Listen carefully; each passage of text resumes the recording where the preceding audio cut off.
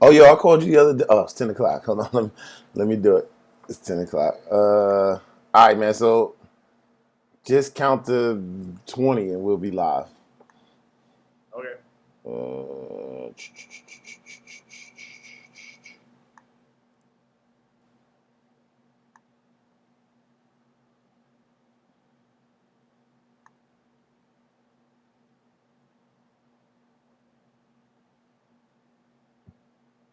Not 20. I'll tell you. I'll tell you. Da, da, da, da, da, da, da, da. Not yet. Not yet. It's still loading up. Pop, pop, pop, pop, pop, pop, pop, pop. Oh, what are you doing?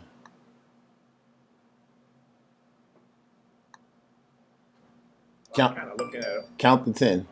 No, it'll be behind now.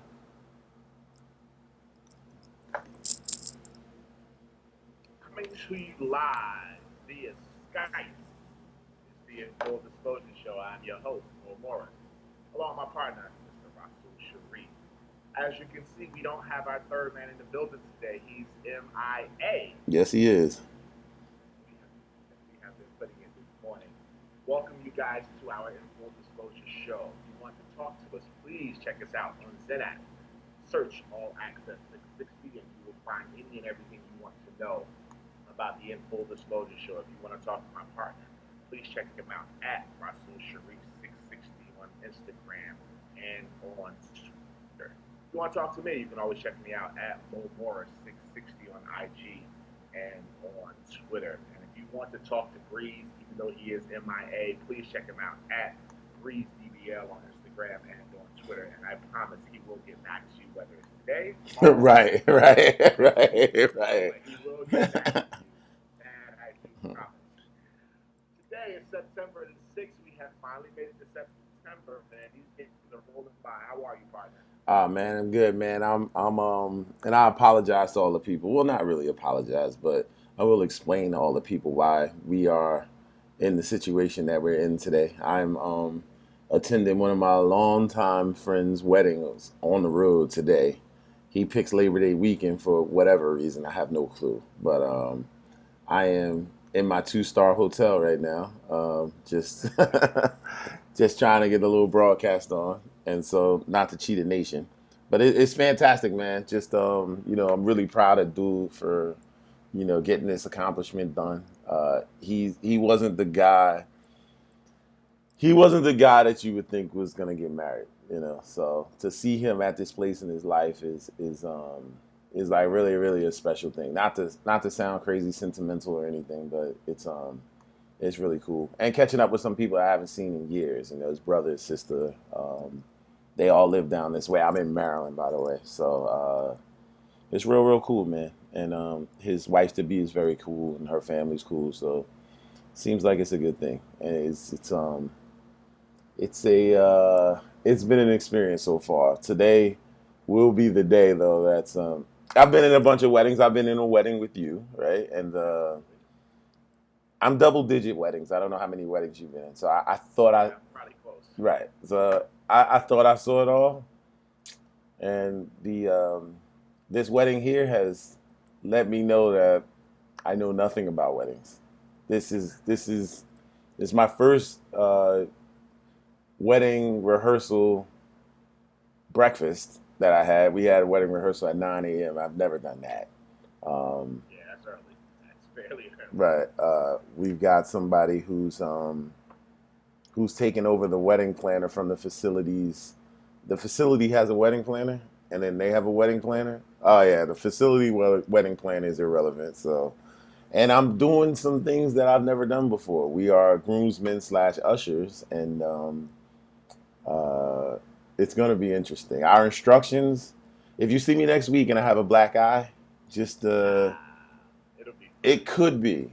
Let me ask the audience out here, and guys, tweet us if you It'll be fine. ladies and gentlemen, tweet and text and let me know. My instructions are to, as a groomsman, it's to walk the family to the first two rows, and then all the other guests we have to escort in. So it's on the water. It's a beautiful scene. Maybe I'll tweet out the picture of the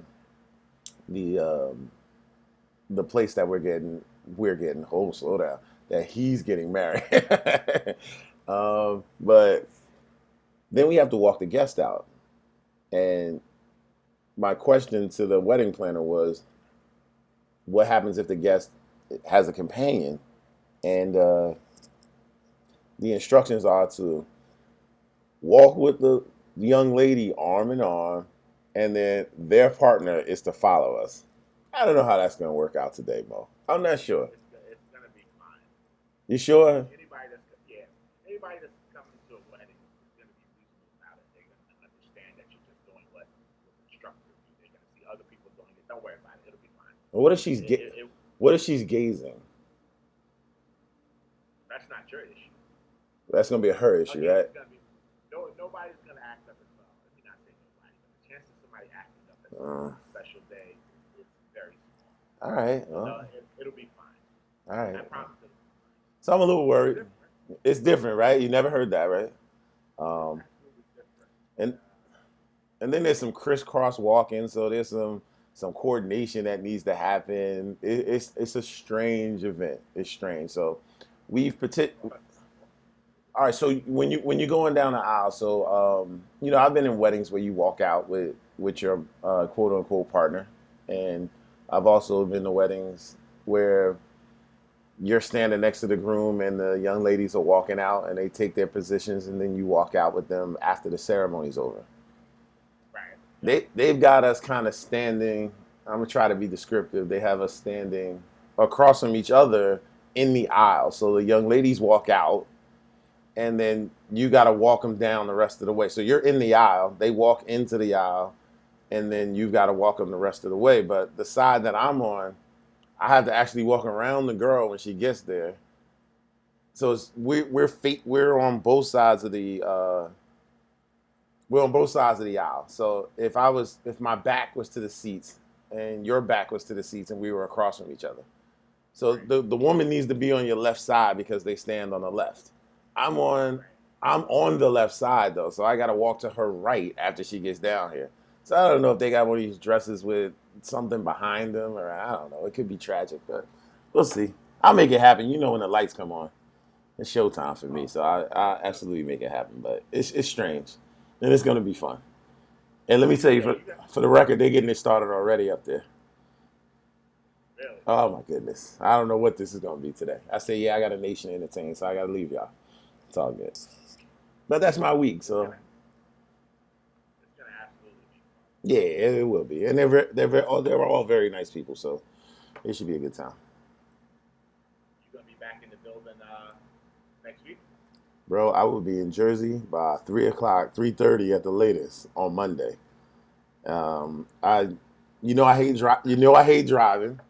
I drove down. I saw the entire state of Maryland. The logistics for the things that you had to do from your tuxedo's 30 minutes away. This other thing is 30 minutes away. Um, everything everywhere is 30 minutes away. So I drove around the entire state of Maryland. So I'm familiar with the whole state now, and I do not want to drive again. If I could leave the car and take the train, I would. Figure out how the car got back, I would. That's so funny. We're so different when it comes to that because I love to drive. So we're totally different Wow. when it comes to that for sure. Yeah. How was your week, bro? It was cool. Nothing special. I went and bought some tires for my truck. That cost me quite a bit of money. I tell you, man, it's an expensive task to buy tires, but I needed them.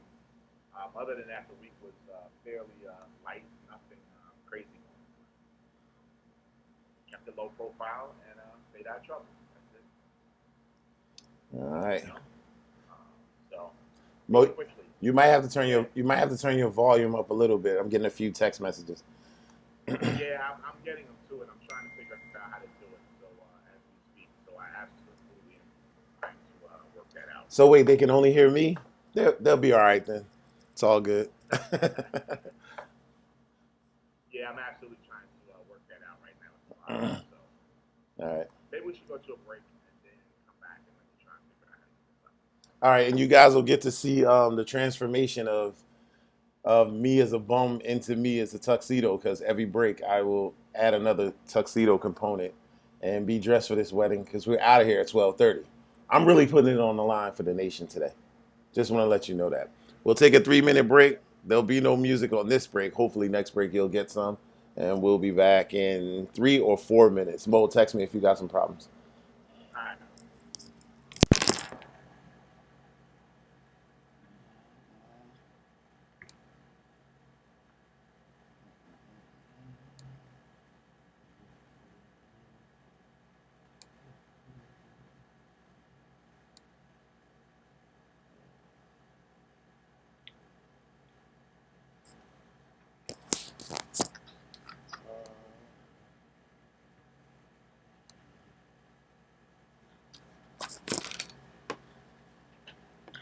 Yo.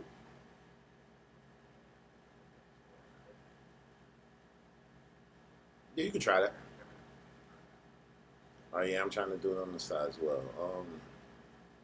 Try it. We'll see if we get some reverb. It's all good. Yeah.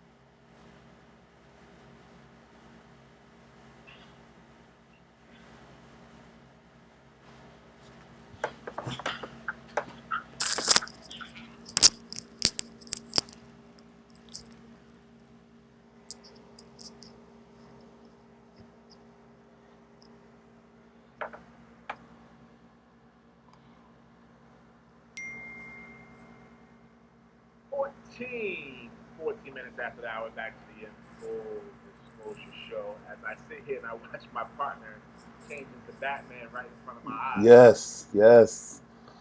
But anyway, one thing before we get started with the sport, did you see the situation where I think it's down in Texas, this lady didn't want to give out a marriage license to the gay Crazy. couple? Crazy, right? Yeah, I did.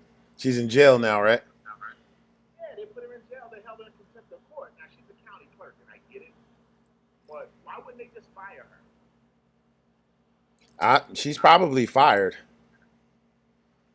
What they put, like, I didn't really because what she did was illegal.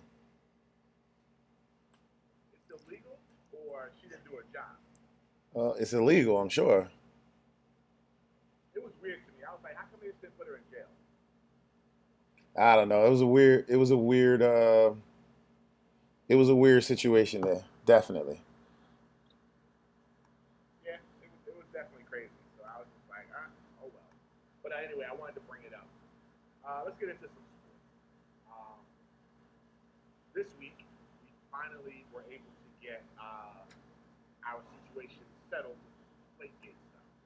So we've been talking about this week after week in the NFL, where Tom Brady last year, about 9 months ago, was allegedly having the ball deflated um, for the New England Patriots Right. to a certain central PSI, and they've gone through all these rounds of situations with court, and he was given a 4 game suspension. The team was given $1 million fine and lost the first round draft pick and all this other stuff. So they finally went through arbitration, and the arbitration, the arbiter Judge Berman decided that he was going to rule. Now, I know you have some thoughts on this.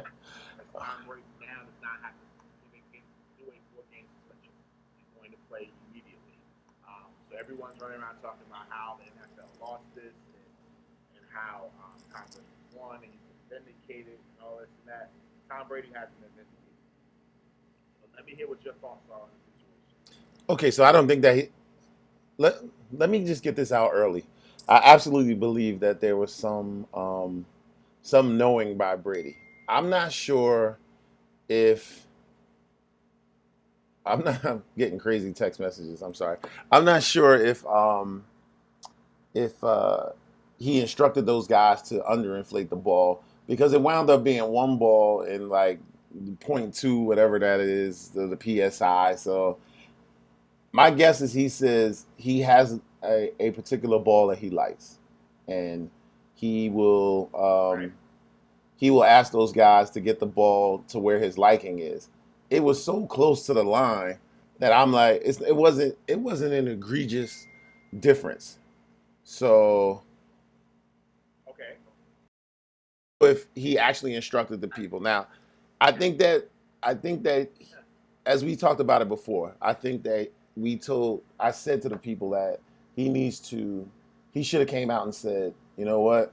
I asked these guys to give me a a low inflated ball, and he should have took the weight for it. Like if it was underinflated, I didn't tell him to do that on purpose. I'll take whatever it is, but he took a very defiant stance, and that's why I think that the NFL took the position they took. But just in this case, I told you when somebody outside the NFL listens to this, and that's where the NFL made the mistake by taking it to court. Any reasonable person would be like, "This doesn't even make sense." So when I sat on this show a few weeks ago and said, "Yeah, this dude's getting no games," you thought I was nuts. You thought I was I did. nuts. And I said, "Yeah, when somebody reasonable listens to this, you still think I'm nuts? That's cool." Yeah, because situation. The Judge Berman didn't rule that Tom Brady had nothing to do with the football. He talked about procedural things. So what he ruled was there was no notice given to Tom Brady that there potentially could be a 4-game. That's one of the rulings he gave. He gave another ruling basically saying that comparison of this suspension, Tom Brady with PEDs, the performance enhancement drugs policy or situation in the NFL, is not even close to being the same thing. Also, he said that the fact that the NFL did not let the executive vice president, a guy named Mr. Pash, who's also their general counsel, and he also helped with the Ted Wells report. Um, he was not allowed to be interviewed by Tom Brady's camp. That these are the reasons why. It had nothing to do with whether Tom Brady did this or not. He did it based upon procedural situations the NFL did not do. It was basically Roger Goodell being judge and juror and not allowing these people to go through their due process properly. So the NFL made mistakes. Had nothing to do with Tom Brady. Okay, so did you read the entire report? Well, no, I didn't sit and read the 40 pages. No, I did not. All right, so I read most of them. I Okay, downloaded and yeah, read most of them. There were also parts in that report where they talked about, and the judge. It was funny. The judge quoted. The judge was not quoted, but the judge said in the report he was asking about. He wound up asking about what was the not in the report. I'm sorry, in the interview. I mean, in somebody who was in the court procedures. He said, "What happened as a result of these deflated balls?" And then he started quoting stats, and he said he had a better second half with the balls properly inflated. He did whatever, so he took everything into consideration. I understand what you're saying, but we can't leave out the other part. I think the culmination of everything, and we knew this stuff. That's what I'm saying. I still think Brady may have known, but the real question came in, even with the NFL and the procedure as you talk about. The NFL tried to play like if you knew that something was going on. They absolutely can prove that he instructed them to do something. The whole argument was that he knew. And then the question comes up, which I didn't hear from anybody, so just me saying this. The center touches the ball as much as he does. Why wouldn't you suspend him too? if we can't say that he instructed them to do that, and knowing is the issue, the center's got to know. He touches the ball as much. He might touch the ball. Absolutely more. not. Why not? Because, absolutely. Wait. Come on. Wait. Absolutely. Wait. The NFL standard is you knew that something was wrong. Well, so did the center. Why? Why did the center know? He feels the ball. You don't think he knows if a ball is more inflated or not inflated? I'm not gonna let you try to indict this man on it. I'm not trying to indict anybody. I think their standard is wrong. That's what I'm telling you. I think their standard is wrong. So if you're gonna, and I want to say Chris Carter might have said this, and I'm not sure. Somebody said it on ESPN. They were talking about steroids, and that was another big part of this whole thing. He made the rule. He made the punishment as much as the punishment for steroids. Yeah, I don't really care about that because these are all separate situations. Whether somebody got 4 games for steroids or whether somebody got 4 games for cheating the game, I don't care. I try to keep away from trying to make everything apple to apple. It's not. The situation was what it was. He felt, and let's not forget, he's not giving him 4 games just for the deflated balls. He's also giving him 4 games for the other things that he perceived that he did. He didn't try to help the league when they were doing their investigation. He destroyed his cell phone. There were things that he refused to do. So he gave him games for conduct as well. So let's not make it seem like he gave it to him just 4 games for deflating the football. It's not what he did. Look, we've got previous cases. We've got things that have happened before. Excuse me, with balls before.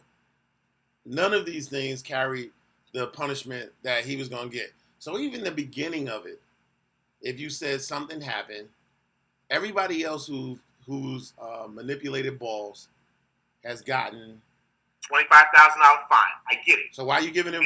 Why is 4 games on the table at the beginning? Listen, you inflated the ball. Games on the table at the beginning. Wait. Okay, you overinflated the balls. I'm accusing you of overinflating the balls. Your punishment. Wait. Okay. I'm accusing you of manipulating the balls. Here's your punishment: $25,000. We're not talking about this. Something else happened in that process. What do you mean he's not talking about it? They asked him, they had a conversation with him, and he denied it all. Okay, so wait. He said, I didn't do it. So, okay, we'll play it out. You'll be commissioner, and I'll be Brady. Go ahead. I'll overinflate the ball. I'm going to do the investigation. I'm not just going to give you the fine. I'm going to do the investigations, which is what they did. Okay. What is the punishment, though? You don't think the conversation of what the punishment wasn't discussed? If you underinflated these balls, it's going to be $25,000. You think Brady just said, no, I don't want to pay the $25,000? Hold on, let's stop for a second. That's Brady's job to know what the punishment is. And it is in the rule book. It is in the rule book. That's Brady and the NFL Players Association to know what the punishment is for that. Also in the judge's report was the fact that they didn't know. Go ahead. I'm sorry. You look a little flustered over there. I'm sorry. No, go ahead. In that report, they also said that the owners got these, got the manuals or what the punishments would be for certain things, and the players didn't get them. The owners and the general managers got them. So the players didn't. Wait. I'm just telling you what was in the report. That's all. Right, but why didn't the players get it? That's the NFL Players Association situation. That's their problem. Wow. The NFL Players Association did not give them the rules and regulations of the NFL. That is their fault. Wait, but why does it? Okay, so then if you take that position, that's fine. But then the NFL shouldn't be giving symposiums. They should just tell them. It should be the team's job obligation to tell the players everything. See, the NFL tells players what they want to tell them about. They don't tell them everything. That was, and look, whether we agree about that or not, that's what the judge said. What? The symposiums at the beginning of the year? Yeah, those symposiums are in conjunction with the NFL Players Association. The NFL is not doing that on their own. That's actually in conjunction. But the NFL doesn't. And look, maybe I'm wrong. The NFL doesn't tell players anything. They don't give them any information about anything. They are in conjunction. They do it together. Then why isn't this a part of the symposium? I'm not saying that it's not. I don't know if it is or not. I just know the NFL. I don't know either. I'm just telling you what the judge said. Okay, I'm just telling you what the judge said. That's all. And the judge was wrong. Because the NFL Players Association should be, well, why can't a judge be wrong? It happens all the time. And the reality is, a very good chance that this is going to be overturned. Okay. This goes to the appellate court. So let's not make it seem like the judge, he's actually always right. That's not necessarily a true statement. Okay. Listen, I just told you, if somebody outside of this whole box looks at this objectively, they're going to be like, this is ridiculous. And if you look at previous precedent, you're like, even if he did it, I'm going to fine him for not cooperating with the investigation. The obstruction of what? The investigation is 4 games? And you've got to be able, talked about, the obstruction is what the 4 games is about, right? Him breaking his phone, him doing that, that's the 4 games to you, right? So obstruction is 4 games. Obstruction is worth 4 games to you. Well, it's not just obstruction. It's the entire process. So it immediately started with the fact that they deflated the balls. And on top of that, the one thing that you forget is they were actually there on purpose because the Indianapolis Colts had basically said that they had seen it in a game previously. So the NFL was there purposely, and they basically told them that they were going to be there to check those balls. So this happened previously before the actual game that this happened in. Before the AFC Championship game, they knew that they were going there specifically to go and check those footballs beforehand. So it's not like this is something that just came out of the blue. The Indianapolis Colts put this out there beforehand. So fine. They under-deflated the balls. The Minnesota Vikings got caught doing something with warming the balls up the year before. They got a $25,000 fine. We moved on. They accepted and moved on. Tom Brady didn't want to accept the situation. He said, I had nothing to do with it. Blah, blah, blah, blah, blah, blah. And it's interesting to me that you're okay with Tom Brady getting off, but yet the actual team he plays for took the $1 million fine and a number 1 draft pick. They took that punishment. Why? What do you take punishment for? Yeah, dude, I have no answer for that. There's no way I'm taking that fine. That's why. There is something. Listen, Bob Kraft knows that there's something there. He knows it. Whether he comes out publicly and says, oh, I believe I sat Tom Brady down and he's like a son to me, and I looked him in the eye and I asked him, is there anything to this? And he said, no, there's nothing to this. I know nothing about it. And I believe, yeah, whatever. Why did you take $1 million fine? You just going to give away $1 million? Really? Come on. I'm not buying it. I'm not buying it. As I said to you before, I believe there was some underhand deal by Goodell and Bob Kraft to say, I'm going to take this fine. You're going to leave Tom Brady alone.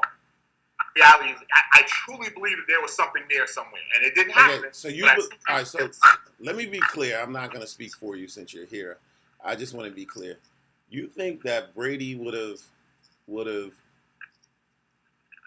You think Bob Kraft, knowing that Brady did it? Let's say Brady did it, and Bob Kraft knows he did it, and Bob Kraft is, and I hate to use this word or this term, and they use it, is his owner. Matter of fact, I won't even say it. Is his boss. You don't think Kraft could have went to Brady and said, if you did it, you gotta pay this $25,000. Instead, he's gonna say, I'll give up $1 million. Whatever you did, it's only gonna be $25,000 if you did it. You could even say, I'll pay the $25,000. There's a whole bunch of stuff he could have said. He could have said this, and I think it's smart people around these people, and I don't think I'm the smartest person in the world, but I think I can figure this out. Brady, go out there and say, you know what? I'm gonna pay the $25,000, but I didn't know about that. The NFL would, but at whatever point it was, like wherever it was, he couldn't have said, "Here, I'll pay this $25,000, but I didn't know anything about that." So instead, Bob Kraft is gonna go out and pay $1 million. I don't get that. I don't understand that. Why didn't they do it? I don't know why they didn't do it. Look, first off, you got a guy, right? And there's no jail time here, and the money really doesn't matter, right? So it's a different conversation. But would you just cop to something that you didn't do? Maybe he didn't do it. Maybe he really didn't do it. You just absolutely that. Maybe he didn't do it, and maybe like I'm going to give that much credence that he didn't do it, only because of the fact that they fired the 2 players that were the 2 workers that were involved. And you cannot tell me that. And other NFL players are like, listen, we like the balls a certain way. You can't tell. And Brady, they even said that in practice, they do those balls to a certain way. You can't tell me that Tom Brady didn't know. You can't Listen, tell me that. I absolutely believe that he says I want the ball a certain way, but we're talking about 0.2 of a percentage on a PSI thing. So wait, are we really saying that I intended to? And just hear me out. I want you to lower this 0.2 of a percent lower than the legal limit, or did the guy say, "Give me the lowest, the best, the softest possible ball"? And if it happened to go under there, it happened to go under there. I can't imagine Tom Brady said, "Give me 11.3 on a PSI." Listen, if he came out and said that, this conversation's done. I told you he should have said that. I was the first one that said, dude, I don't know why he didn't say it. And again, we doing the show and we just. Leads me to believe that he told him, I wanted that 11 point whatever it is. You think he said 11.3? 11.3, 11.4, 11, whatever. It leads me to believe that that's what he said. This is a perfect. You know what? For me. Here's what I'm gonna do this right week. Here, whatever this way. I don't think he said put it at 11.2. I believe he said whatever the PSI is on this ball, this is where I want my ball. So go find out what the PSI is and make it at this level every time. I guarantee you that's the conversation that was had. No, guarantee. I like this ball. So do you think the dude took the ball, put the needle in, said this 11.3, so I'm gonna put all his balls at first? Absolutely. Here's the issue with the whole argument. He has 12 balls. Only one of them was under that. They play with the 12 balls. So if that was the case, why not make all the balls 11.3? Only one ball was 11.3. Listen, I can't answer that question, but let's not forget that this happened the week before. Okay, but again, Mo, I'm just telling you, it doesn't make sense. If he's got a specific number and he's telling these people, I like this ball, all 12 balls would be that number. If those meticulously, all 12 balls would be that number. Only one ball is that number, and they use the 12 different balls throughout the entire game. They use the 12 different balls. So if they were all 11.3, I might be able to buy your argument. But only one was under. They were all low, and one was under. But in our minds, okay. Let's stop for a second. Doesn't necessarily mean they're using all 12 balls. They could be using that same ball. So that's a way to actually. You watch a game? We're going to continually use this one ball. Do you ever watch the games? They don't have to use 12 balls. Why do they have to? The refs are throwing. They decide what balls they're going to use. Time out. The refs are throwing the balls in the game. So the refs are throwing the balls in the game. So you're using more than one ball. So you're not necessarily certain what exact ball you're going to use the entire game. They're using multiple balls. They got a pool of 12 balls to use through the game.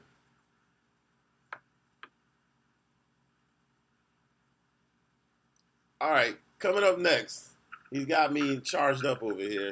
I can't sweat out the tuxedo. I don't have the agenda in front of me, so we'll be talking more sports in 3 minutes.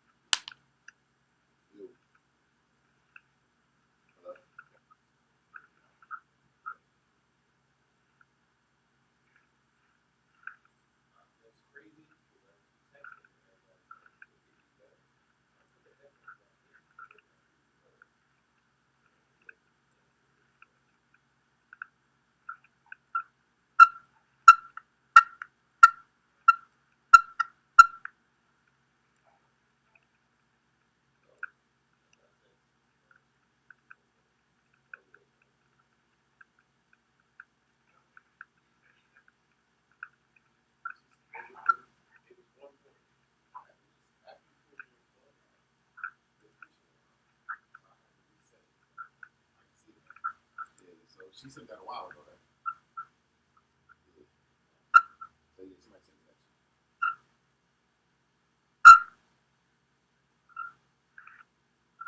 All right, I'm gonna plug my headphone back in. So you just have to speak up. Coming back.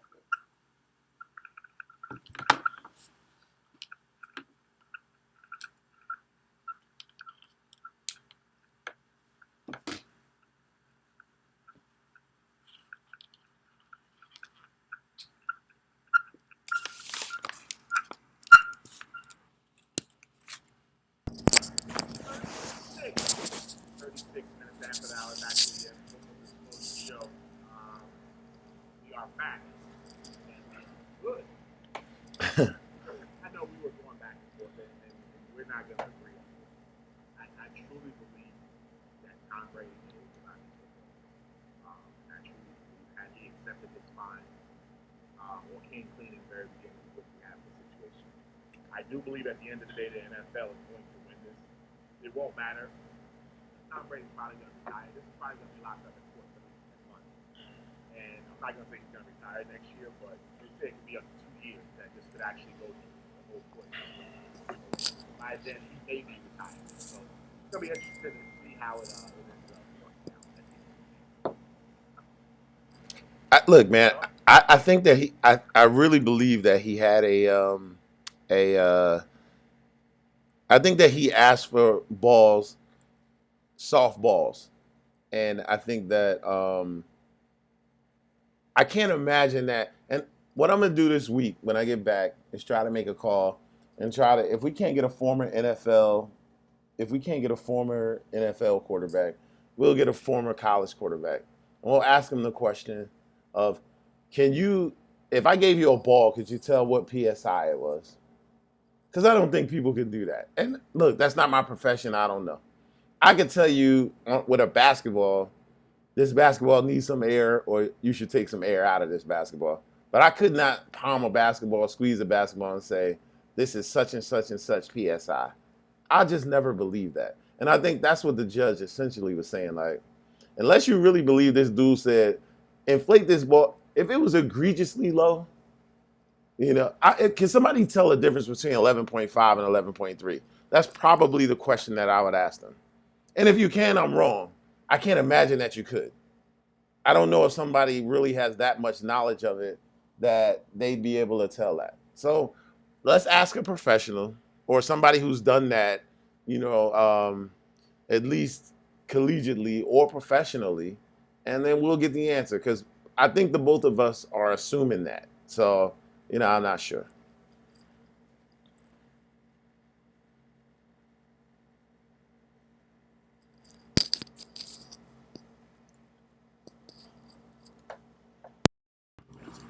Situation. We've heard other guys say that these balls, that any NFL quarterback will know if the ball is too soft or too hard. Well, I think the difference between 13 and 11 you'd be able to feel. Could you feel between 11.4 and 11.5? That's the question I would ask. I may not be able to say that it's 11.4 to 11.5, but I think the standard is 12, right? And I should be able to tell between 12 and 11.3 or 11.5 or whatever. I would probably be able to tell. I'm not sure that. I can, this is the one thing, as you brought up basketball. Yeah. I think it's like, I'm not sure, so don't quote me on this. And somebody text me if I'm wrong, but I think it's like 11.5 and 13.5 or something like that. So I think there's some number. Could you tell between 11.4 and 11.5 is the question I would ask. Probably not. But as you brought up basketball, you get a basketball before a game, you feel the ball, and you can tell the difference. You absolutely can see whether or not a ball is too hard or too soft. Right, but if I've got these 2 pounds, this PSI, this 2 pounds, and could I tell it was off a 1/10 of a pound? I don't know. Let me ask you this question. Have you ever said this ball is perfect? For me, for my liking, yes. All right, I'm satisfied. Have you ever been somewhere where everybody said the ball's perfect? Some people like harder balls, some people like soft balls. And again, Also, I think that what the judge was saying is this is something that you guys messed up. This dude may have taken advantage of your loophole because he never said that I think Brady's innocent. That's not the question. I don't necessarily think Brady is innocent. I don't think that he said lower it to 11.3, but I don't necessarily think that he's innocent. The point was the facts of this case. I'm like, this dude's gonna win this. OJ, I didn't think OJ was innocent, but he won. That's the point. I never when the verdict came out for OJ, I wasn't like I knew he didn't do it. I was just like, man, he got over. That's where I am with Brady. Listen, to me, there's no point in having this case go to the judge if they're not trying to find out whether or not he's innocent or not. There's 0 point. I don't need to know whether or not the NFL followed procedures properly or not. That's not the result of that we were trying to get. We were trying to get to the bottom of the situation. Yeah, but you don't. Okay, there's still no proof that the NFL can't prove that he told those dudes to underinflate the ball. There's no proof that says there's nothing that suggests that. We weren't trying. Well, that's not true because what all suggests these text that he messages told and him? stuff. All of the circumstantial evidence around it is what suggested. And what I'm saying is they weren't trying to say 100% that he did it. They were saying more probably than not he did it. Yeah, but there's no way to know 100% unless one of these two guys comes out and says, you know what, Tom Brady instructed me to do it. There's no way to know that. But when you the NFL and you go to that level, you the NFL, you went to that level, then you went to the court level. So that's more probable than not thing that we're talking about here is in arbitration and all that other stuff.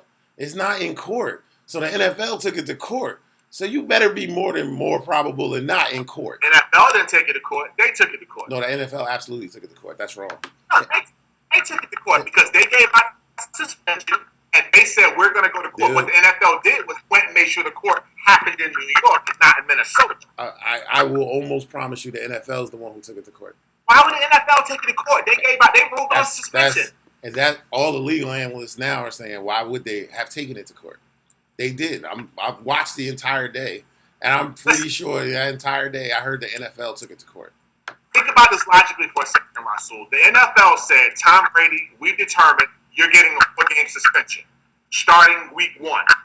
Why would the NFL then turn around and say, okay, now I'm going to go take this to court? Why? The NFL did their process to say, we're going to give you a 4-game suspension. Yeah. Tom Brady said, I'm not taking a 4-game suspension. The NFL Players Association said, we're going to take it to court. All the NFL did was say, if you're going to take it to court, we're going to make sure it happens in New York and not in Minnesota. I'm going to check this out for you right now. That's fine. But I'm telling you, so now that the NFL lost in court with Judge Berman, now they're taking it back to court in the appeals court. There will be no reason for the NFL to take it. Logically, it just doesn't even make any sense for them to take it. That's the case. Why wouldn't they just give them the 4 games and move on? There's 0 reason for them to take it to court. 0. I got you. All right, I'm gonna check this out right now. I'm pretty sure that's what I heard, but I'll check this out right now. Anybody who told you that was wrong. Now remember, I told you that. Wow. Okay. Mo's word is the right word, people. All right, let's move on to the next thing that's going on. Did you get a chance to see, and I know we got to do some college football, but did you get a chance to see this top 100 NFL players list? No, I did not. So the NFL players voted on, and they do this every year, probably like the last 3-4 years they've been doing it. They voted on the top NFL players in the NFL. And it went to 100. So I'm going to give you number 100, and I'm going to go back. Randall Cobb is player number 100. He's the wide receiver for the Green Bay Packers. But he even falls, which blows my mind, but that's fine. Randall Cobb was number 100. But the number 1 player on that list was J. Line, defensive player for Houston Texans. He was 1. Aaron Rodgers was 2, quarterback for the Packers. Tom Brady was 3, quarterback for the Patriots. DeMarco Murray was number 4, running back for the Philadelphia Eagles. And Peyton Manning was number 5. Who did this? How was Peyton Manning number 5 ranked NFL player in the NFL at 38 years old or 39? How is that possible? they not watch what I watched at the end of last year? We already understand what the how the NFL portrays the Mannings. So nothing, and the people in the NFL. So nothing that happens with him surprises me. Nothing. Doesn't surprise you? So no, I mean he's a Manning, and for some reason I can't even figure out why. Because Archie played, the Mannings are NFL royalty. Like, Well, they are NFL well, royalty. wait, Peyton earned it now, so I'm not gonna take anything away from him earning it. Walking in the league though, you NFL royalty because Archie Manning played. You're going somewhere totally different. I don't care what he did when he first walked into the league. No, I think Peyton earned it now, but I also think that they were anointed with it. You talk about it with Eli all the time. You think Eli's regular, and people prop Eli up like he's nice. That's Peyton Manning earned to be number 5 on this list today. no, he didn't. But whatever reputation that he got over the years, he earned is what I'm saying. So, but when he walked in the league, what I'm saying is when he walked in the league, they thought that he was they gave him stuff before he earned it. And so I'm not shocked that they still give him stuff when he doesn't deserve it. That's the point that I'm trying to make. All right, so my boy Dez Bryant, number 15 on this list. He's behind a couple of other wide receivers. Well, yeah, he's behind Calvin Johnson. He's behind Julio Jones. And he's behind Antonio Brown. You know I take issue with that, right? Listen. And all those guys are great in their own right. I think Dez is the second best wide receiver in the league. So I feel you. I mean, I don't think it's a conversation.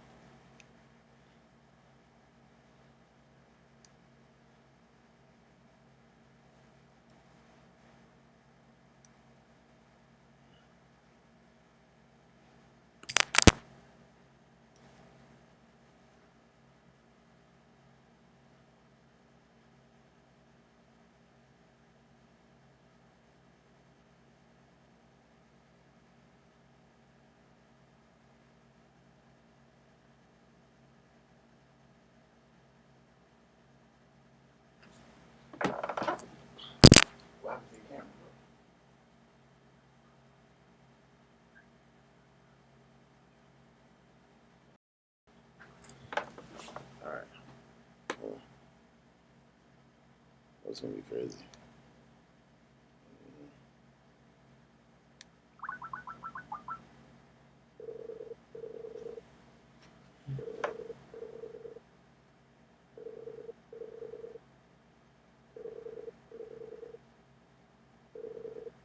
It says it's ringing. It said it was ringing, and then it's just gone.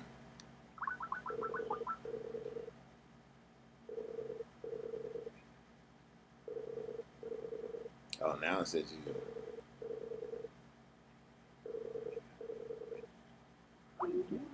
Yeah, I don't know, bro. And do you have it up on your? Let, let me call you right back.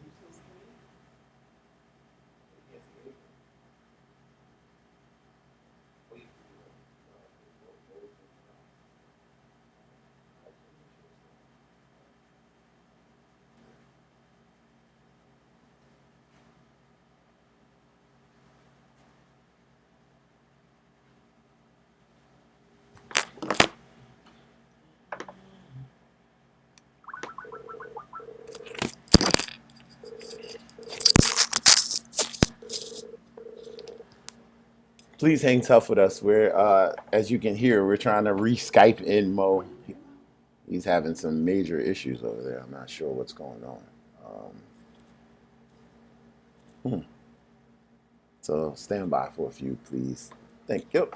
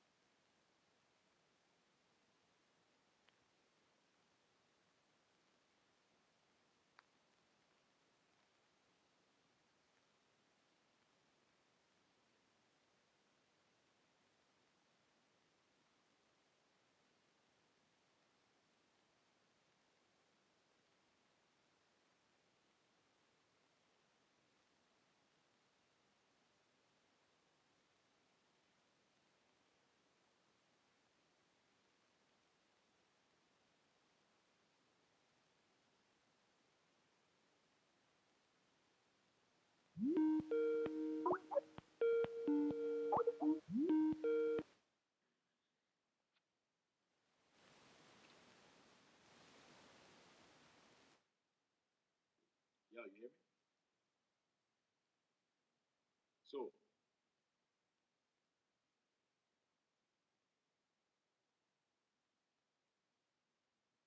Rasul, Rasul, hello?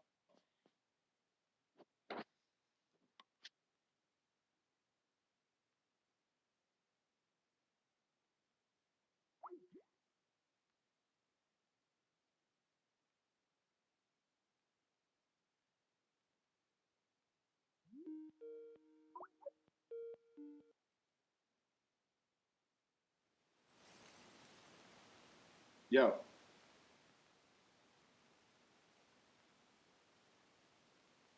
Rasul.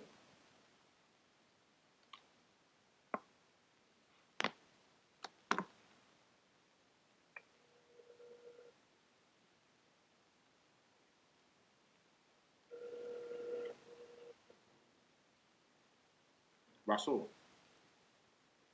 I hear you saying Rasul, but I can't hear you. You can't hear me? At all, no. Yeah, I don't know what that is, bro. I'm just trying to restart your computer. All right. Yeah, I kind of started this, so it's in the process. All right.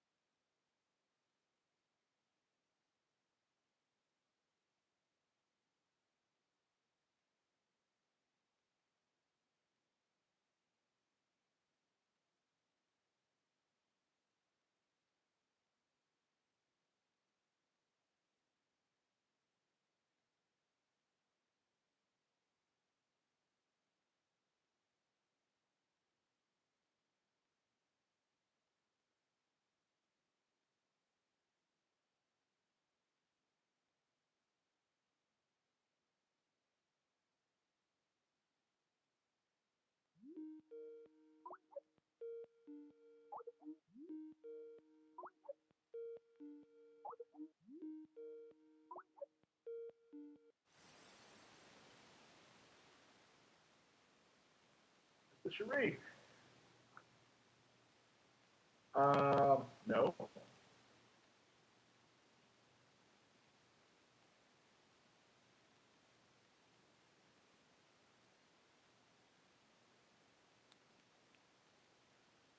I don't hear.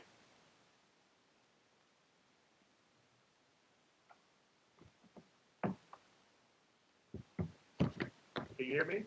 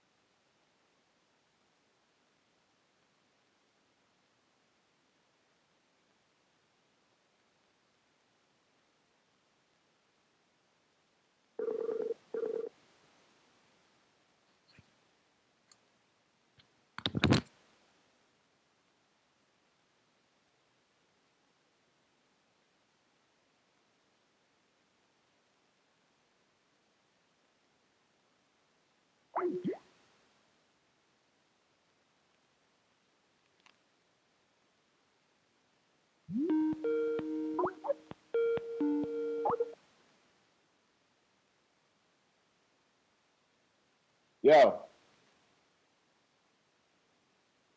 I can't hear you. Can't hear you.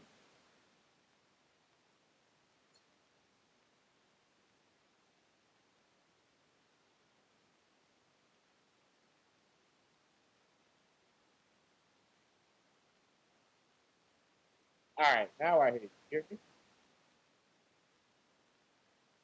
Like, now I do.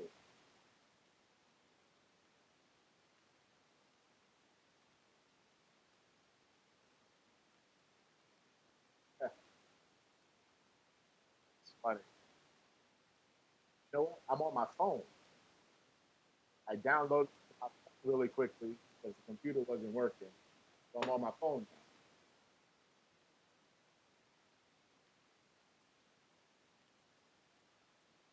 All right, so I don't even remember where we left off at this. Let's run into a couple other things. And the college football season started this week. I don't know if you got a chance to watch any of the games yesterday, but you know that I am a I'm not a college football guy, right? You know, if you understand that. But just know that I believe in the SEC. So I clearly felt that the SEC was going to um, come in and do what they're supposed to do yesterday, which they did. The game I was more interested in was the Alabama game. Alabama played Wisconsin yesterday. They played down in the $1 billion playpen down in Dallas, of course. So this was impressive to me because, and Alabama's ranked number 3 in the nation right now. It was impressive to me because one, they played against a Wisconsin team that's ranked number 20 in America, um, and they beat them on a neutral field. So that's why it was impressive to me. They beat them 35-17. And yes, Alabama, who I thought was the best team throughout the season last year, and I think they were even better than Ohio State, even though they didn't win a national championship last year. But they started at quarterback Jake Coker, who used to actually play with Jameis Winston, crazy enough, and lost his job to Jameis Winston. And then last season, he was at Alabama, and he lost his job. And I can't think of who the quarterback was at Alabama last year. He lost his job to this guy as well. So now he's getting his chance to start. And it was interesting because Saban didn't announce who the starter was going to be until right before the kickoff of the game. So he came out, he played, pretty decent. He had a decent day yesterday throwing the ball. He was 15 for 21, 213 yards, and 1 touchdown. And he was in the actual race with Cooper Bateman, who he was actually fighting for the spot for. You can kind of see the stress on Cooper Bateman's face when he came out and he didn't actually start yesterday. But like I said, Alabama, they won 35-17. Did you get a chance to watch any of that game?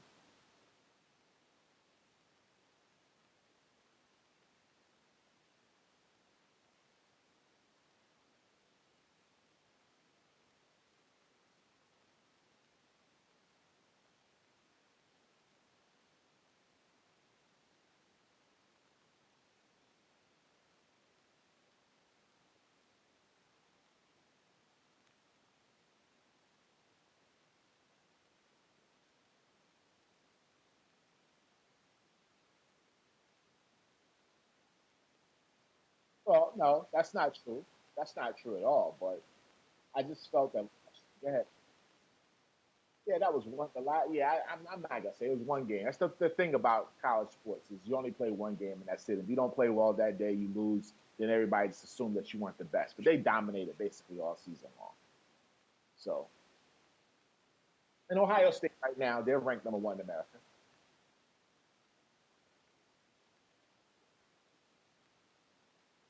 believe Alabama was better than last year.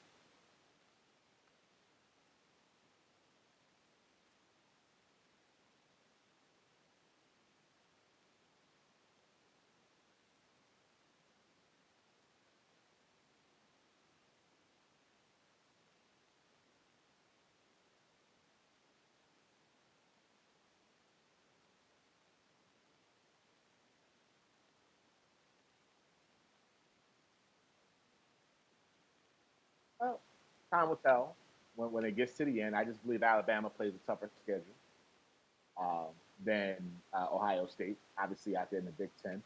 Um, so it's just what I believe. A couple of other notable things that happened yesterday. Number 16, Georgia Tech won 69-6 Now, why they're playing Alcorn State, I have no idea. I will say this: these are preseason games. And NFL may want to take this model because the college games kids don't have any preseason games, and this whole. Hey man, I just noticed this. You got on a vest and your shirt button up. Look at you. Look at you. All right, all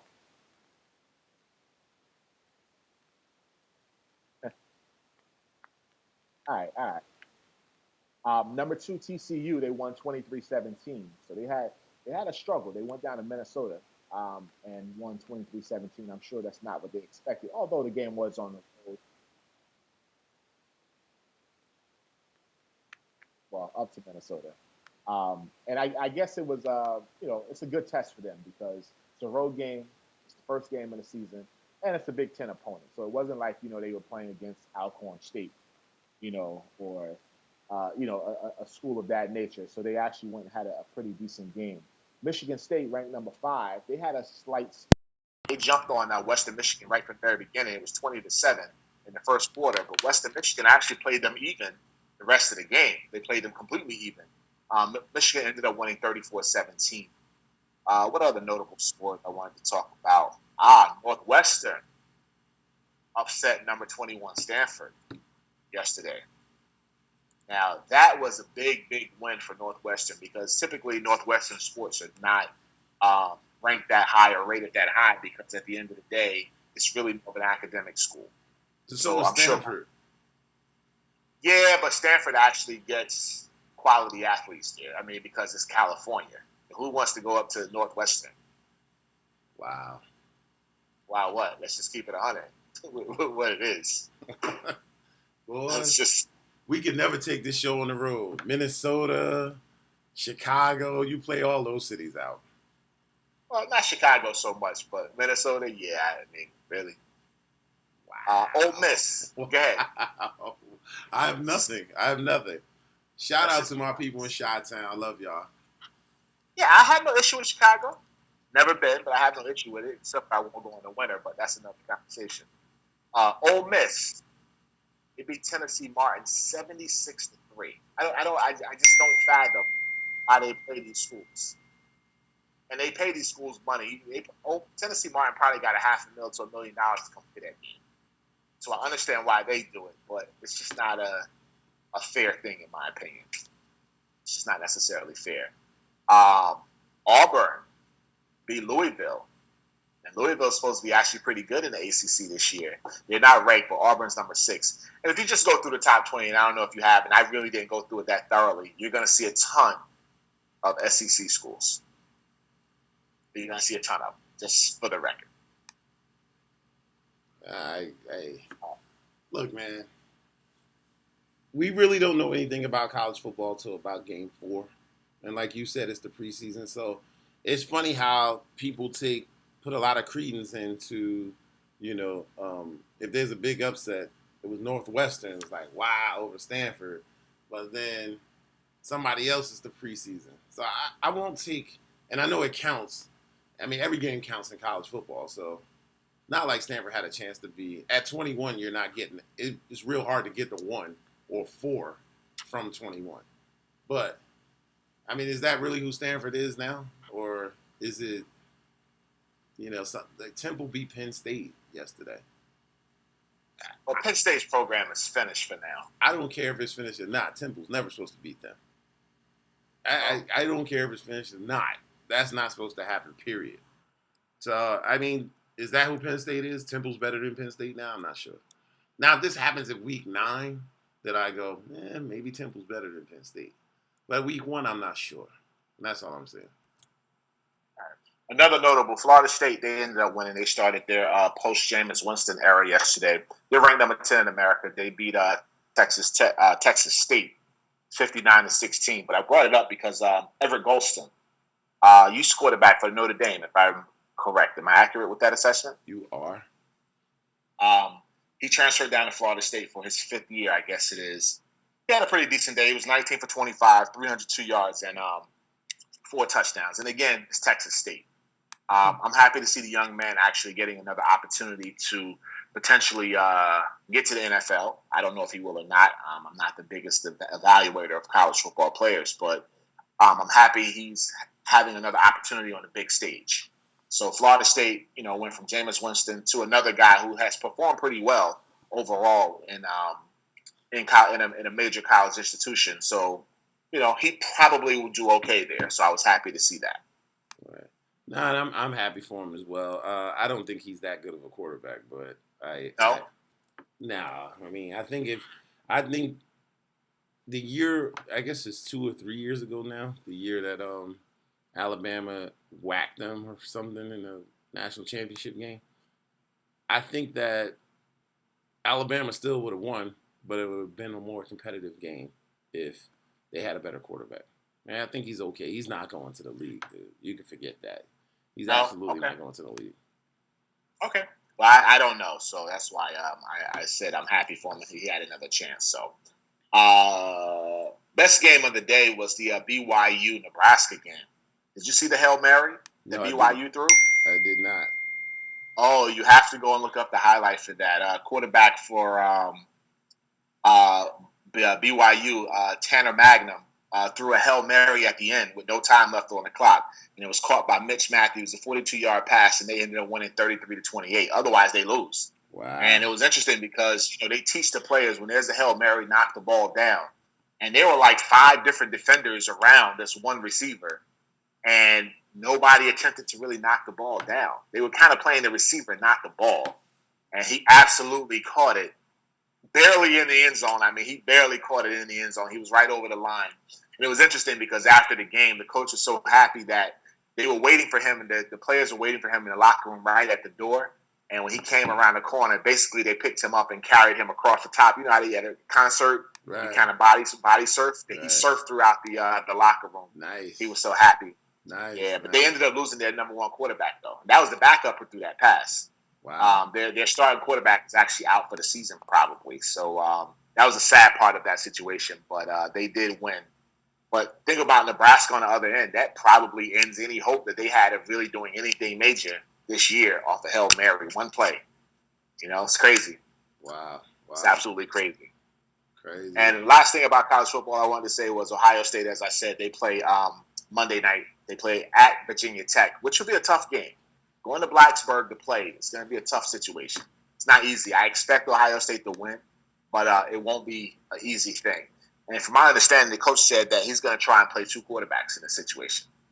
Now, I don't know how this is going to play Cordell Jones, and I forget the other kid's name, but he's going to try and play both. Yeah, that's going to be crazy. You got to pick one, man. And I'm glad you brought that up because that's one of my big beefs about college football. I mean, it's more about the coaches and not the players. And so you've got to have some kind of understanding. Cordell Jones, is that his name? Yeah, Cordell Jones. Cordell Jones was, I think that he should have left. He probably would have went in the 3rd round or something. Because now what do you do, right? If I'm an NFL guy, I'm saying you couldn't beat this college kid out. That's my thinking, and I may be wrong for thinking that. But, yeah, dude, you can't start on your college team. What you going to do out here? And I know it happens with some people, but I'm probably saying that to him. But on all accounts, the other college kid is going to be a very good pro himself. Yeah, dude.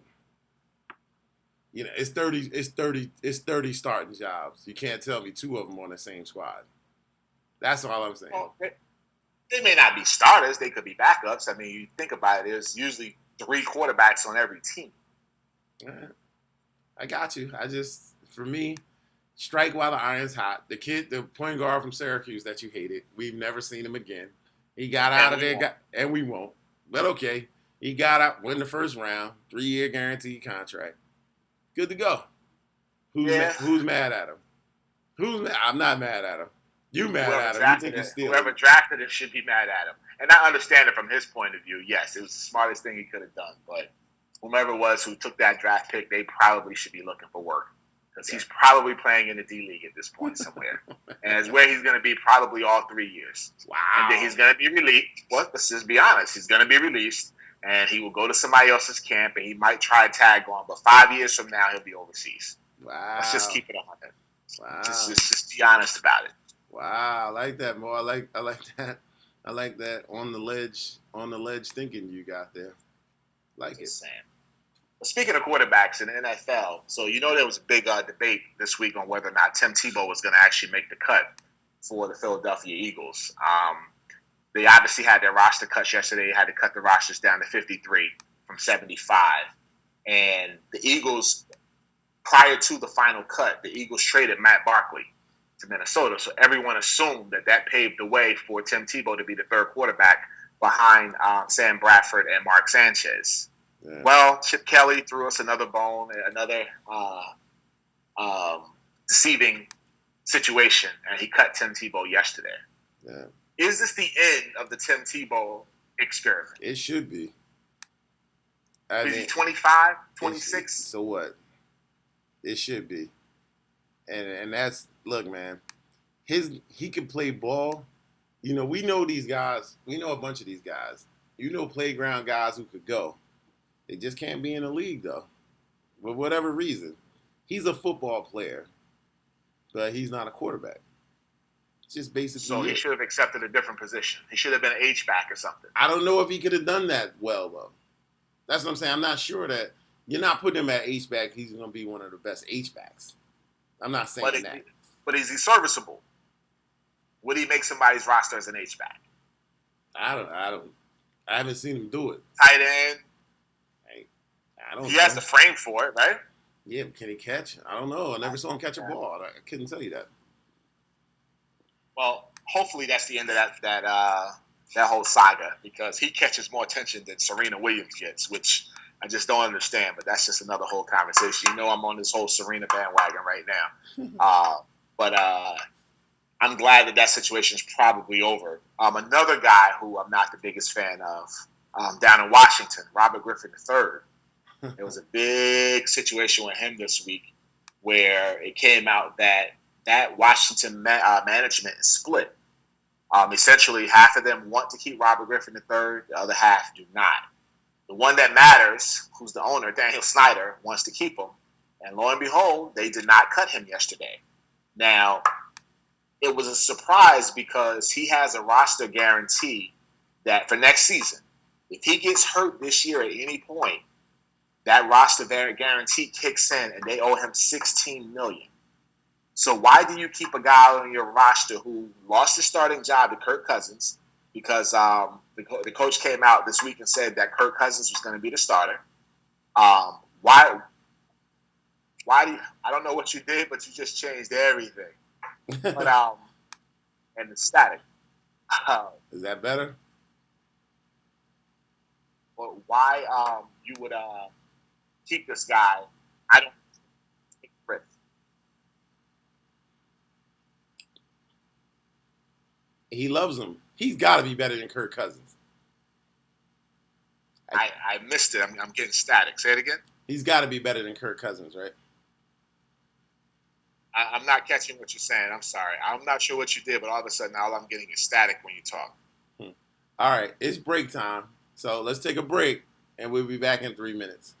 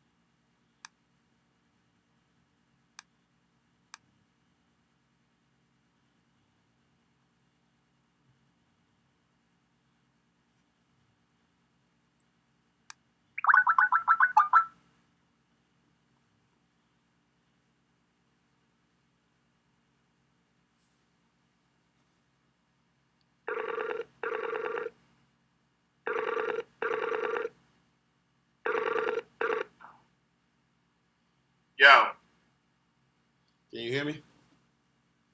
Yeah, but you went now. Can you see me or no? No. No, you don't see me, right? I do not. You're on the air, so just remember that. I see you now. You see me now? Yeah. Remember you're on the air though. No, that's fine. So this is on my iPad Unbelievable. because it opened up when the call came through. It came through on my iPad and not my phone. All right, cool. All right, you ready? Back? No, man, we still got 2 minutes. Though you acting like you with Steve. No, we still got 2 minutes. I'm looking at my clock. And I need that. I still putting on body parts here. It's crazy. I'm down to an hour left. You got less than an hour, my friend. It's really 12:45. Oh, I tell okay. myself 12:30, so I'm on time. Shout out to all you people who are late for everything. Just do that, and it might work for you.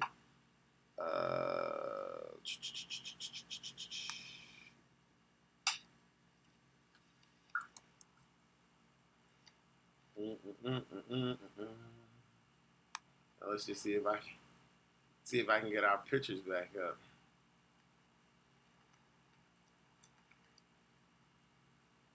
Oh, you're probably not gonna get mine because I'm on my iPad. Remember? No, I got you, but I got a problem here. Not a problem on this side, but I'm about to. I hope I don't mess it up. So figure every time you change a setting while we're on, that's when the static and everything happens. When you reboot at the proper settings, then there's no static. Right. So, I'm about to change the setting again and see if that is true. If not, I'll just hang up and call you right back since we still have a minute. You still good? Yeah. All right.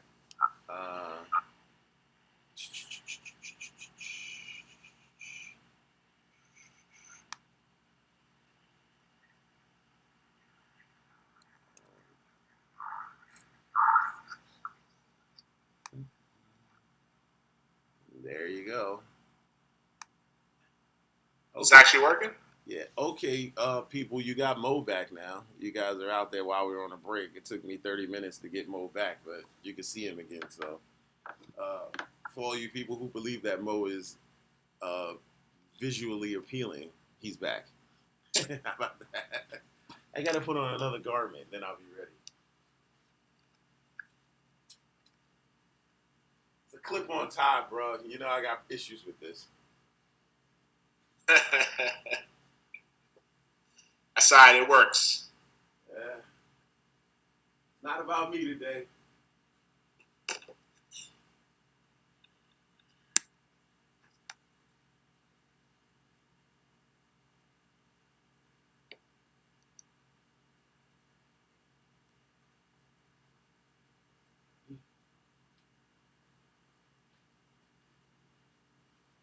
All right, you ready? Yes, I am. 37 minutes after that, back to the full disclosure show. All right, let's get into some of these the AFC NFL rankings of some of these divisions. So last week we previewed the NFC, and this week we're going to actually do the AFC. You hear me? I do. Okay. All right. We'll start with the AFC West. So the 4 teams in the AFC West are the Kansas City Chiefs, the Denver Broncos, the San Diego Chargers, and the Oakland Raiders. Do you want me to go first, or are you going to go first? You can go first. All right. Reluctantly, I'm going to put Denver number 1. I am on the record of basically saying that I wanted Peyton Manning to retire this year, based upon what I saw last year with him at the end of the season. But I'm going to give Kansas City an outside chance to win that division. They do have Jamal Charles over there, who's one of the best running backs in the NFL. So I'm going to give them an outside chance. But I'm going to give Denver the nod to win that division probably by 1 game. So I'm going to go Denver, Kansas City, San Diego, and then obviously the Oakland Raiders last. The black and silver will be last on my account of this. Wow. I think Oakland's going to be markedly better. I like the car kid. I like him getting Cooper. Wow. Are they better than San Diego? I'm gonna go out on a limb here I'm gonna put Denver first. I'm gonna put Oakland second. Oh, you're tripping. Oh, you way out on the list. I'll put San Diego third. I'll put Kansas City fourth. I don't believe in Kansas City at all. I think they have a Really? great defense, but I mean, I think they're all right. And they're going to play a harder schedule this year because of their record from last year. So they played a bad schedule. They had a good record last year, a decent record, but they played a bad schedule because the year before they had a bad record. So you think they have a good defense I and they don't have know. a great running back? Yeah, but I think offensively, like, we can't see how great he's going to be. As great as he is, he'd be greater if he had a better quarterback.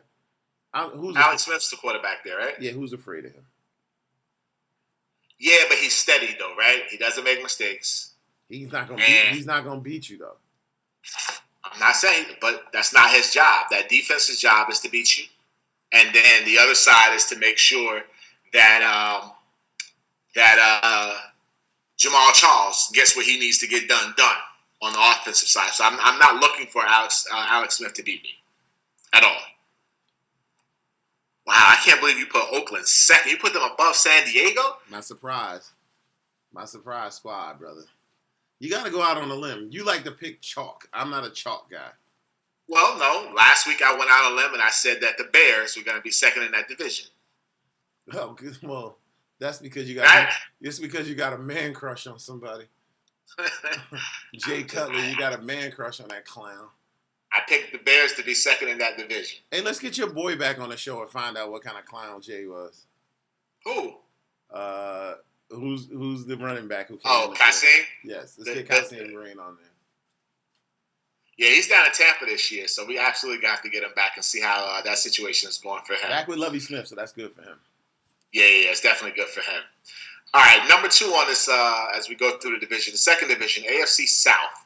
So the 4 teams in that division have the Jacksonville Jaguars, the Tennessee Titans, the Houston Texans, and the Indianapolis Colts. I am actually, because of Hard Knocks, right? I'm actually going to take the Houston Texans. I'm not going to go that far, but Hard Knocks made me like Houston a lot. Yes. They made me like Houston a lot. And again, I'm a very big J.J. Watt fan. I think if he's not the best football player in the game, I think you got to give some love to Gronk, too. So I think they're all in the top 5. Whatever your preference is, whatever your cup of tea is. I'm not a Gronk guy at all. Guy who I think is very overrated is Gronkowski. Wow. I think he's overrated. Wow. That guy gets more attention than anybody in the world. You know, the interesting thing is, I'm going to play the race card here, and I probably shouldn't. But some of his antics off the field, if this were an African-American player doing some of the things that he does, and they're playful things, but how he acts and how he brings his brothers along and how they do stupid stuff while interviews and stuff are going on. If this was somebody that was African-American, they'd be calling those guys in the background thugs. They'd be calling him a thug. But that's just my own conversation for another day. But that's just how. You're absolutely correct, bro. And it's well said. Because they absolutely would be calling him. And until it might not be in our lifetime, hopefully, though, that stereotype gets changed somewhere down the line. Because you could see it. You prefaced it perfectly by saying, it's all fun stuff. Right. It is. And sometimes other people do fun stuff. Like, at the end of the day, Ocho Cinco and Terrell Owens, they wouldn't hurt nobody. They really weren't. They were just out there clowning around like this dude clowning around. Now, for whatever reason, winning kind of gives you a little more of a pass. Also, though, we can't dismiss the race fact. You're absolutely correct on that. And he's a great talent. Like, I'm not taking that away from him. I just think that he gets more credit because of the fact that he does these silly things, and it's excused because, as you said, Terrell Owens, Ocho Cinco, it wasn't excused. Yeah. So, these guys are silly. They're not working. They're not doing whatever. It was all the narratives that you hear, and those guys were great talents. I mean, they were at least as good. Ocho Cinco will go down as an underrated talent. Yes. Talent-wise in his prime, I mean, he's a borderline Hall of Famer. He's borderline. He's not getting in, but but he's borderline. Like, he has nothing. There's nobody who's saying anything bad about his career, who has any kind of common sense. But the narratives that were attached to him, kind of crazy. Right. So back to these divisions: Jacksonville, Tennessee, Houston, Indianapolis. I'm going to give Houston with a one-game edge, just because of the fact that I don't believe that the Colts have a very good defense at all. So I'm going to go Houston, Indianapolis, Tennessee, and Jacksonville. And I kind of want to give Jacksonville above Tennessee. Blake Bortles, I kind of like him a little bit, but I still can't do it because they just don't draw enough of a crowd down in Jacksonville at their home games, and I think that affects them. So that's how I'll go with that division. I'm going to flip-flop the top. I really believe, and it's funny, people who are listening who know me, I gave Andrew Luck the same treatment I gave Peyton Manning when he came into the league. Like, I believed that he was going to be really good. Don't give it to him before. But now I've seen enough to know that he's probably the next thing. In that division, I would love Houston if they had anything steady at quarterback. And what Hard Knocks showed me was I thought Ryan Mallett had a chance to be something. He's an absolute clown. He's an absolute clown. Complete clown. So Brian Hoyer, I'll never put my money on that guy. You had a chance in Cleveland to do it. You couldn't do it. So it's just quarterback play. And they got 9 wins last year. Let's not forget. They did get 9 wins. If you had anything at quarterback, and let me talk about this too before we go on. Since we're talking race, why not? I'm out of town. I'll talk it. Even though I got to get on 95 to come back. I watched the recycling and the circulation of these white quarterbacks that just suck on every team they go and they keep getting contracts. They're no better than any of these horrible black quarterbacks. So I don't get it. Like, I'm totally confused by it. I don't get it. And I just want to make mention of that. Hopefully people are paying attention to that. So it's just a weird thing. Like, you see this guy, it's the same pool of 10 bums that are just rotating teams. Yeah. And look, man, again, be clear. I'm speaking of it relatively.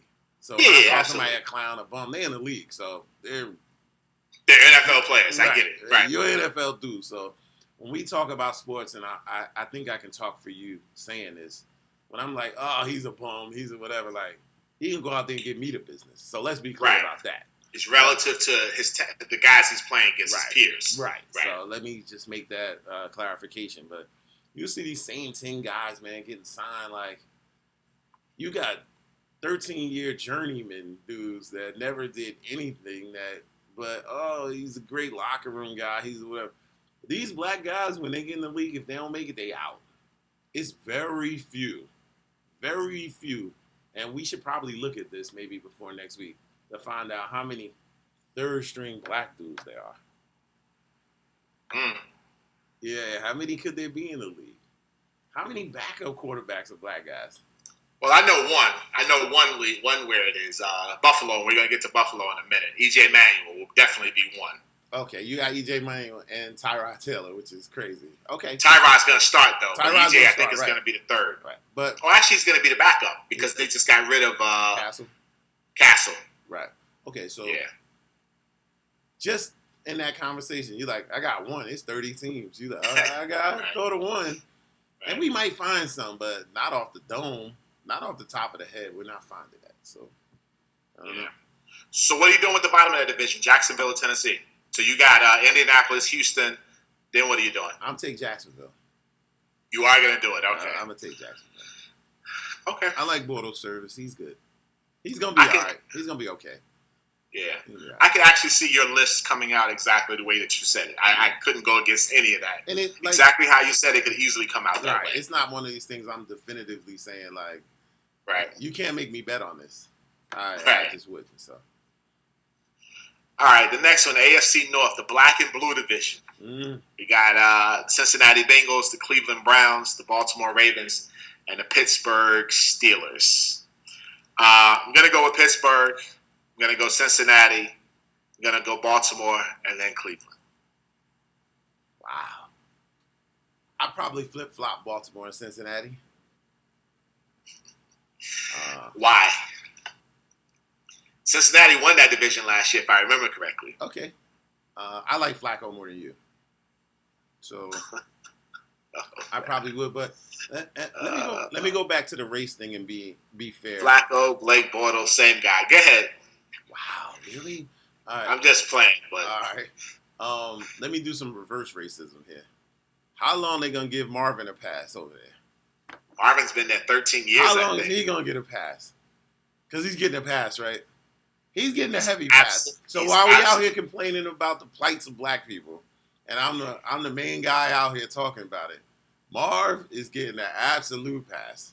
Absolutely got to agree with you. He's getting a pass because nobody else is getting that long length, And that run. With that resume. Because if this was some white dude, we'd be complaining about how no black dude can ever get this. And Marvin's getting what no black dude can ever get. So And you know who else got it it's too? fair to put that out there. Yeah, you know who else got a long pass? Lovie Smith Lovey in got Chicago. He got a pretty long pass. But at least, see, I don't even call Lovey's thing a pass like that because at least Lovey went to a Super Bowl. Like, He did. Right, he went to a Super Bowl. So this dude can't get a playoff win for me. In 13 years, give me a playoff win. And I like the guy. But dude, I don't know. That's a job I'd want. I feel like that's job security over there. Cincinnati. Yes. He might get a 25-year pension. Nah, I think if I they know don't he's win not this gonna year, do that. if they don't win a couple of games in the playoffs this year, he's out of there. We've been thinking that for the last how many years, though, Nah, bro? they're going to do it at this point. 13 years, they absolutely going to do it. You weren't thinking this last year? Probably. 13 was your but number? I probably was thinking the last year, but it's got to be at the end somewhere. I got to assume that management will be like, all right, this is it. Mm. This is it. How do you feel about the Steelers? Defensively, they stink. I mean, unless Ben had an aberration, I think Ben and Antonio are special, man. And he's one of the guys that honestly, like, I couldn't project Brady being Brady when Brady came in. You thought Peyton Manning would be great. You couldn't project how great, but at some point you were like, yo, this dude's going to be, whatever. Ben just flipped the switch in 1 year after he's been in the league 10 years.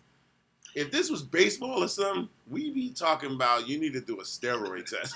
Because I don't know what Ben did last year. And it's mind-blowing to me. And just knowing what the Steelers have been over the years, offensively, that's not a part of their MO. So, was it an aberration or is this really his capability? Not sure. Well, let me throw this at you. Maybe it is the fact that the Steelers have been such a defensive juggernaut, and that's what their calling card is most of the time. They played the games to win that way, where they played the games close to the vest offensively and not allow Ben to be able to make some of the plays that he's making. And you know I'm a diehard Cowboy fan and hate the Steelers. Right. So it's the one team first that I don't like. Right. Is the Steelers. But I have to give Ben Roethlisberger credit because he has absolutely evolved from what I've seen as a quarterback, and I think he's really, really good.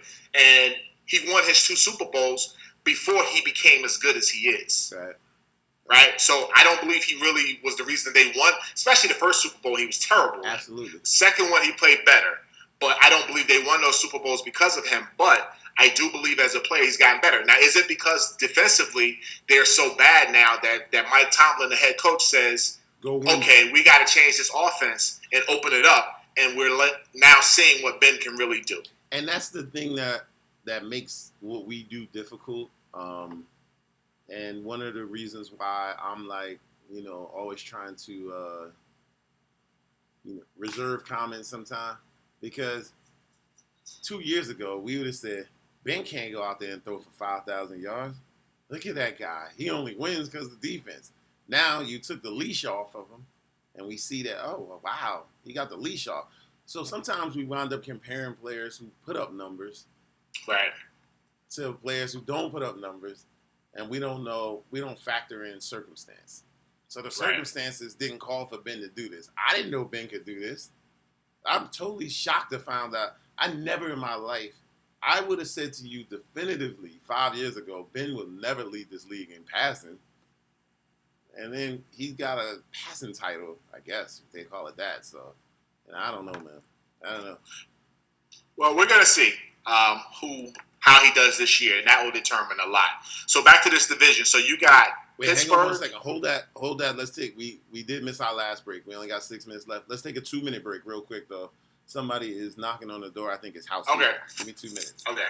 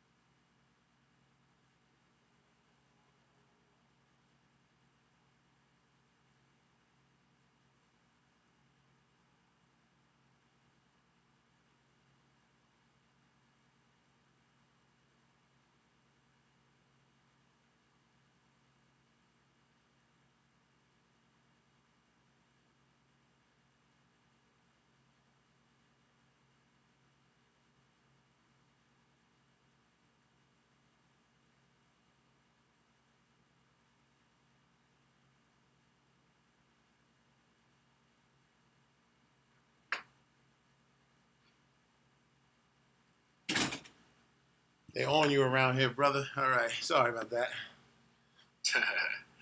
Nah, it's all good. So to finish up that division, you were basically saying that you believe the Steelers are going to be one. Then you have Baltimore, then Cincy, then Cleveland. Is that the direction that you're actually going in for that division? Cleveland's absolutely last. And at this point, don't you have to play Johnny Manziel to find out what he is? Like, we're not going nowhere. So let's find out if I need to draft another quarterback. We don't already know what Johnny Manziel is? I mean, at least you don't already know what Johnny Manziel is? I think I know. Show your fans, though. You drafted him first. Show your fans. Listen, they should know what Johnny Manziel is. He's a sandlot quarterback. You hope they do. He needs to come out there and go play with us, and he will be phenomenal playing with us. He's a sandlot quarterback. All right, the last division is going to be the AFC East. As my partner's over there getting all spiffy. Yes, Make sure cleaning you up put the nice, jacket baby. on. You're looking good, young man. Looking Appreciate real that. good. They got a pocket square and everything in here. I don't know what's going on. How we going to do that? All right, there you go. Okay. Very nice. Very Thank you, nice. Last division, AFC East, you have the Miami Dolphins, the New England Patriots, the Buffalo Bills, and the New York Jets. I'm going to go New England, the Jets, Buffalo. Wow.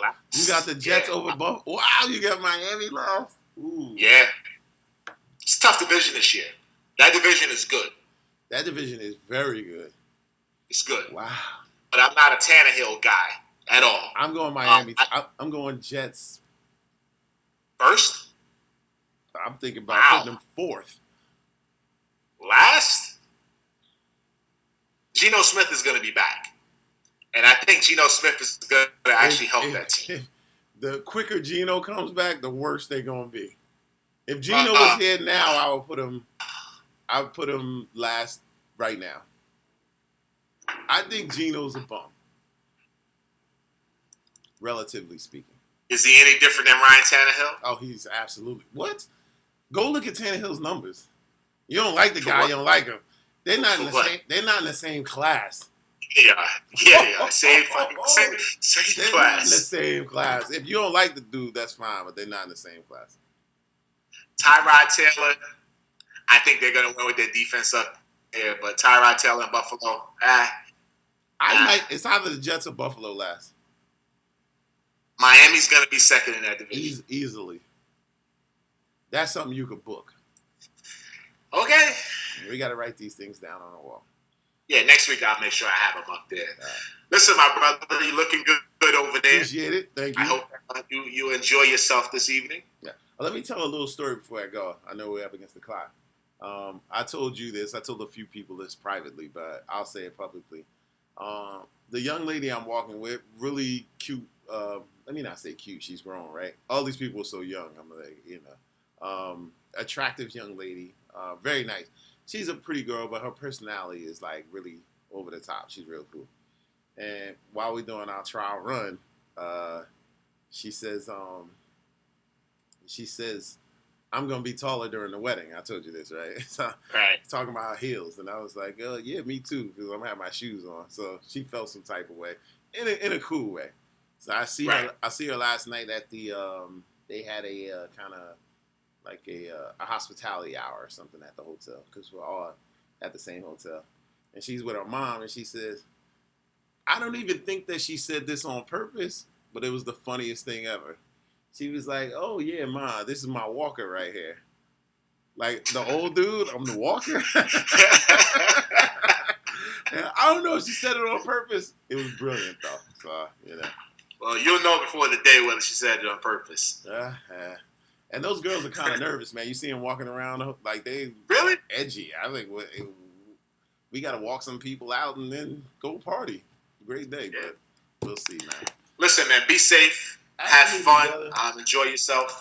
Absolutely, man. And thank you guys for watching me get dressed today. We will be back in studio together, I guess, next week.